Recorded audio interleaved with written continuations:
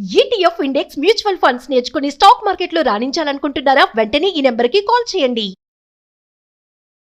నమస్తే రమగారు. నమస్తే జయ. శ్రీరామనవమి శుభాకాంక్షలు అండి. నీకు కూడా జయ. సుమన్ టీవీ ప్రేక్షకులందరికీ శ్రీరామనవమి శుభాకాంక్షలు. మనం ప్రతి సంవత్సరం మాట్లాడుకుంటాము అంగరంగ వైభవంగా ప్రతి వీధిలోనూ, అంటే ప్రతి గ్రామంలో రామాలయం అనేది ఖచ్చితంగా ఉంటుంది కదా రమగారు. ఏ దేవాలయం ఉన్నా లేకున్నా రామాలయం అంటే కనీసం రామభజన మందిరమైన ఉంటుంది. భారతదేశంలో రామ మందిరం లేని ఊరే లేదు. అవును, చాలా బాగా జరుగుతుందండి. పెళ్లి వేడుకలు అంగరంగ వైభవంగా చేస్తారు, చక్కగా పందిళ్ళు వేస్తారు. ఇక భద్రాచలంలో అయితే చెప్పనక్కర్లేదు. ఎప్పుడైనా వెళ్ళారా రమ్మగారు కళ్యాణానికి? వెళ్ళలేదు జయ. చాలా చిన్నప్పటి నుంచి రేడియో కామెంటరీ వింటాం అలవాటు మాకు. నాకు 4-5 ఏళ్ళు ఊహ వచ్చి బాగా మాట్లాడడం వచ్చిన దగ్గర నుంచి మా ఇంట్లో పెద్ద రేడియో బల్ల, పెద్ద రేడియో దానికి ఏమిటో ఇలా యాంటెన్నాలు అవి కూడా ఉండేవి చిన్నప్పుడు. టీవీకి కూడా యాంటెన్నాలు లేవు, అసలు యాంటెన్నాలు ఉండేవి, గందరగోళంగా ఉండేది. ప్లగ్ పెట్టడం బాగా వినేవాళ్ళం. మొత్తం రామాయణం పూర్తి కామెంటరీ. మధ్య మధ్యలో మా కజిన్ బ్రదర్స్ వాళ్ళు కూడా వెళ్తుండేవాళ్ళు. మా కాలేజీ విద్యార్థులు, మా దువ్వూరు తాతగారు, ఉషశ్రీ గారిది, అలా ఎంతమందిదో వింటుండేవాళ్ళం. కళ్యాణానికి మేము వెళ్ళిందేం లేదు, మా ఊళ్ళో కళ్యాణం చేసుకునేవాళ్ళం. ఓకే, మాకు సొంత ఇళ్లలో కళ్యాణం చేసుకునే అలవాటు కూడా ఉంది. అందుకని భద్రాచలానికి వెళ్ళాల.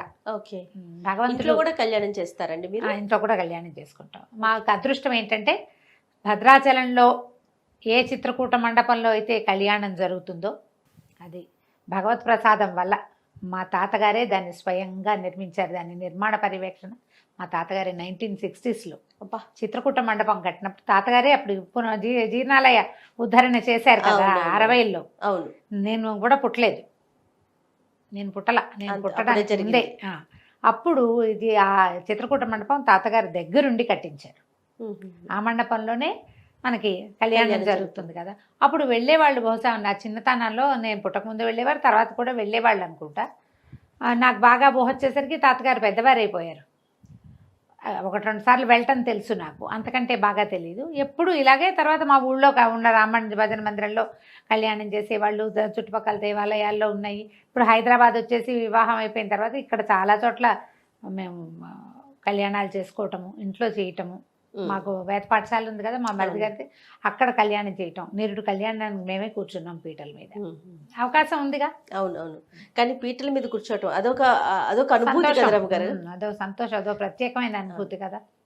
రాముల వారు మనకు అల్లుడైపోతాడు, సీతామహాతల్లి మనకి కూతురు అయిపోతుంది. ఎంత అద్భుతంగా ఉంటుందో.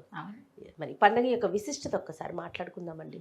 మనకి 2 యుగాల ముందున్న రాముడు మన మీద ఎలాంటి బలమైన ముద్ర వేశాడంటే, అన్నిటికీ రాముడే. మనకి మంచివాడని చెప్పుకోవాలన్నా రాముడే, ధైర్యశాలని చెప్పుకోవాలన్నా రాముడే, ధర్మాత్ముడని చెప్పాలన్నా రాముడే. మంచి అన్నయ్య, మంచి నాన్న, మంచి కొడుకు, మంచి భర్త, మంచి రాజు.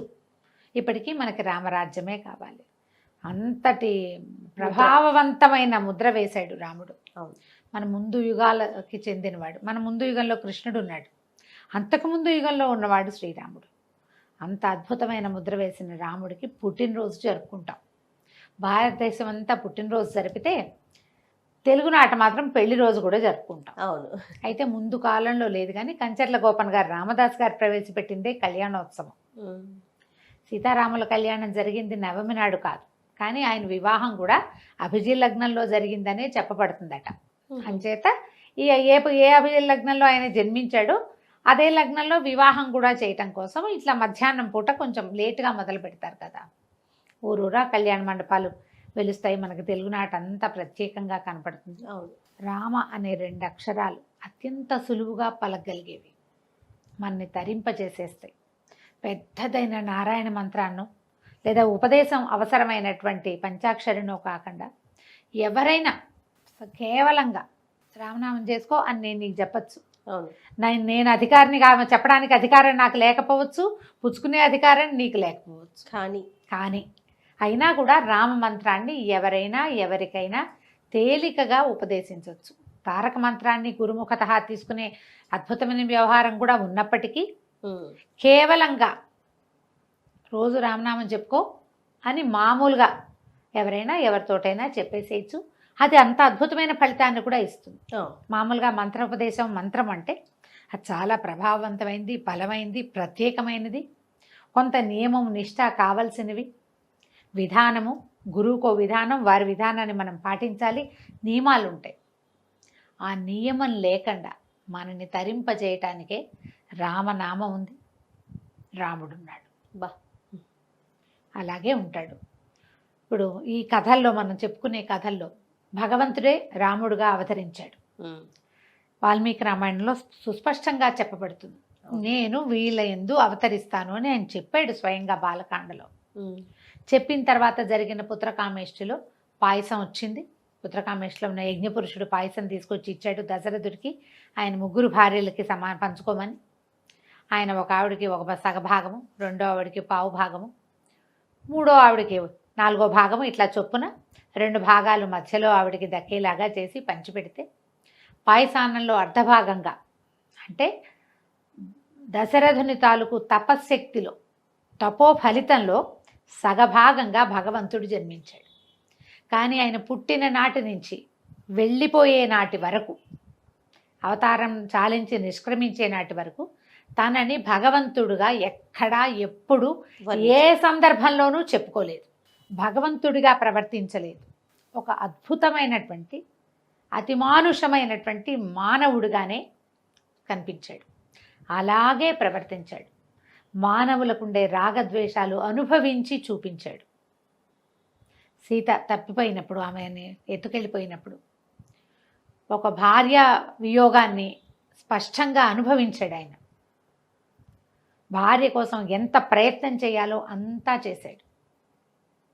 ఒక స్నేహితుడు తన్ని ఆశ్రయిస్తే అతని కోసం ఎంత మటుకు వెళ్ళాలో, స్నేహితుడి కోసం ఎంతకు తెగించాలో అంతవరకు వెళ్ళాడు. ఒకరు తనని ఆశ్రయిస్తే, విభీషణుడు ఆశ్రయించాడు, మా అన్న దుర్మార్గుడు, అతను ధర్మం తప్పాడు, నన్ను వెడలగొట్టాడంటే నాతో ఉండు, నిన్ను రాజును చేస్తానన్నాడు. ధర్మం ఎవరి పక్కనుందో వాళ్ళ పక్కనలా ఉన్నాడు. సుగ్రీవుడి దగ్గర అట్లాగే కదా ఉన్నాడు. అన్నదమ్ముల్లో ఒకరిని సంహరించి రెండో వాడిని రాజును చేయటం సాధారణంగా వింటే అది కరెక్ట్ కాదనిపిస్తుంది మనకి. కానీ ఎవరి యందు ధర్మం ఉందో వాడితోటే ఉన్నాడు. సుగ్రీవుడు ధర్మం తప్పి వాలి రాజ్యం తీసుకోలే, కానీ వాలి ధర్మం తప్పి సుగ్రీవుడి భార్యను తీసుకున్నాడు. వాళ్ళు అడిగేట, నువ్వు నన్ను అన్నయ్య ఆశ్రయించుంటే నీ భార్యను తీసుకొచ్చి చేతిలో పెట్టేవాడిని, నువ్వు సుగ్రీవుడు ఆశ్రయించవని. నువ్వు సుగ్రీవుడి భార్యని, అతను జీవించి ఉండగా అతని భార్యని నీ భార్యగా చేసుకున్నావు, నువ్వు అధర్మంలో ఉన్నావు. సుగ్రీవుడు ధర్మంతో ఉన్నాడు. ఒక ధర్మం తప్పిన వాడితోటి నా భార్యను వెతుకోవడానికి సహాయం కూడా నేను అడగనన్నాడు. నిజానికి వాళ్ళు మహాబలవంతుడు. రావణాసురుడు ఆయన తోకలో ఉన్న ఓ చిన్న వెంట్రుకతో సమానం వాలికి. వాళ్ళని ఆశ్రయిస్తే చాలా సులువుగా పని అయిపోయేది. కానీ రాముడు ధర్మం తప్పడు. అధర్మంగా ప్రవర్తించేటువంటి వాలితోటి స్నేహాన్ని కూడా ఆయన ఇచ్చగించాలి. మనుషులు ఎలా ఉండాలో అలా చేసి చూపించాడు. నువ్వు ధర్మంతో ఉండు, బలవంతుడు కాదు, ధర్మాత్ముడితో ఉండు. బలవంతుడితో ఉంటే కొన్ని పనులు అవుతాయి, కానీ ఒక్కొక్కసారి వాడి బలం నీ మీదకి అతి బలంగా ప్రవర్తించవచ్చు. కానీ ధర్మాత్ముడితో ఉంటే వాడు ఎప్పుడూ ధర్మంతో ఉంటాడు, తన విధి విధానం ప్రకారం ఉంటాడు. అలాంటి ప్రత్యేకమైన వ్యక్తిత్వం ఉండటం వల్లే రాముడు ఇప్పటికీ మనకి ప్రత్యక్ష దైవంగా ఉన్నాడు. ఆయన ఏ మహిమలు చూపల, మహత్యాలు చూపలేదు, ఏది ఎవరికి ఇచ్చేసినట్టుగా మనకి కనపడదు. అంటే ఒక ఏదైనా కోరుకోగానే ఇప్పుడు కుచేలుడికి కృష్ణుడు అతనికి రాజ్య సంపదలను చాలా సంపదనిచ్చాడు, అలాంటిది చేయలే, శక్తితోటి చేశాడు, బలంతో, ధర్మంతో, న్యాయబుద్ధితోటి చేసినట్టే కనిపిస్తుంది. మనిషిగా ఎలా ఉండాలో, ఒక పరిపూర్ణ మానవుడు ఎలా ఉండాలో అలా ఉండి చూపించాడు. కాబట్టి రాముడు మనకి దైవంగా ఉన్నాడు. ఆ రాముడిని ప్రతి సంవత్సరం ఆయన పుట్టినరోజు నాడు తలుచుకోవటం, ఆయన తాలూకు ప్రత్యేకమైన కళ్యాణ గుణాలకి కారకురాలైనటువంటి సీతామహాసాధ్విని కూడా ఆ రోజునే తలుచుకుని ఆమెను ఆయన పక్కన కూర్చోబెట్టి ఇద్దరికి వివాహం జరిపి, ఆ వివాహ వేడుక మన చేత్తోటే చేస్తున్నంత సంతోషంగా ఆనందంగా జరుపుకునేందుకు మనకు ఒక అవకాశం లభిస్తుంది. ప్రతి ఏటా చేస్తాం. మన పుట్టినరోజు జరుపుకున్నట్టే రాముల వారి పుట్టినరోజు, కృష్ణ పరమాత్మ పుట్టినరోజు కొంతమంది ఇష్టంగా చేస్తారు, కొంతమందికి అలవాటు ఉండదు. రాముల వారి పుట్టినరోజు అందరికీ పుట్టినరోజే, అందరూ చేసుకుంటారు. ఎందుకంటే ఆ రోజు కళ్యాణం కూడా చేస్తాం కాబట్టి, రాముడే మనకి ఆదర్శ పురుషుడు కాబట్టి. అయితే ఈ రోజున మనం ఇంట్లో ఉదయకాలమే కాస్త ఇల్లు శుభ్రం చేసుకోవటం, మనకి చేతనైనంత పూజ చేసుకోవటం, రాముడిని తలుచుకోవచ్చు. రాముడికి సంబంధించిన ఎన్నో రకాల శ్లోకాలు స్తోత్రాలు ఉన్నాయి. రామరక్షా స్తోత్రం అని, తర్వాత శ్రీరామ ఆపదుద్ధారక స్తోత్రం అని, రామ అష్టోత్తరాలు, ఇలా ఏవైనా 4-5 శ్లోకాలు చదువుకుని, రాముల వారి పట్టాభిషేకం లేని ఇల్లు ఉండదు. అందరి ఇళ్లలోనూ సీతారాముల పటం ఉంటుంది. పటానికి కొంచెం గంధం కుంకుమ అలంకరించి, పుష్పాలతో అలంకారం చేసి, ధూపము దీపము చూపించి, ఆ నైవేద్యం రాముడికి పెద్ద నైవేద్యాలు కూడా ఏం అక్కర్లేదు. సింపుల్గా అంత బెల్లం ముక్క, ఓ ఏలక్కాయ, ఒక 2 మిరియాలు తగిలిస్తే చాలు. కొద్దిగా పానకము వడపప్పు నివేదన చేసుకుని రాముడిని తలుచుకోండి. మీ ఇంట్లో రామాయణం పుస్తకం కనుక ఉంటే 1 పేజీ మీ అవకాశాన్ని బట్టి చదువుకోండి. చాలామంది కొంటారు, ఏం చదవరు, పైన ఎక్కడో కనపడుతూ ఉంటుంది. వచ్చిన వాళ్ళు అబ్బో మీ ఇంట్లో రామాయణం ఉంది అంటే సంతోషంగా ఉంటుంది. కానీ దాన్ని మనం ఏం చెయ్యం కదా. పర్వదినం రోజున తప్పకుండా చదవగలిగితే ఎక్కువ చదవండి, లేకపోతే కొన్ని పేజీలైనా చదువుకోండి. చదవగలిగే వాళ్ళు ఉంటే కనుక సీతా కళ్యాణ ఘట్టం, పుత్రకామేష్టి ఘట్టం చదువుకోవచ్చు, సీతా కళ్యాణ ఘట్టం చదువుకోవచ్చు, అయోధ్యకాండ మొదటి 2 సర్గలు, రామగుణ వర్ణనం కావాలంటే అది చదువుకోవచ్చు. లేదా ఇవన్నీ కాదండి, చివరి సర్గ చదువుతామంటే పట్టాభిషేక సర్గ యుద్ధకాండ చివరిలో ఉంటుంది. ఏదైనా ఒక సర్గ చదువుకుని రాముల వారి పుట్టినరోజుని సంతోషంగా, ఆనందంగా, భక్తి తత్పరతతోటి జరుపుకుందాం. తప్పకుండా రమ్మగారు. నమస్తే. నమస్తే జయ. సుమన్ టీవీలో మీ పర్సనల్ అండ్ బిజినెస్ ప్రమోషన్స్ కోసం కింది నెంబర్కి కాంటాక్ట్ చేయండి.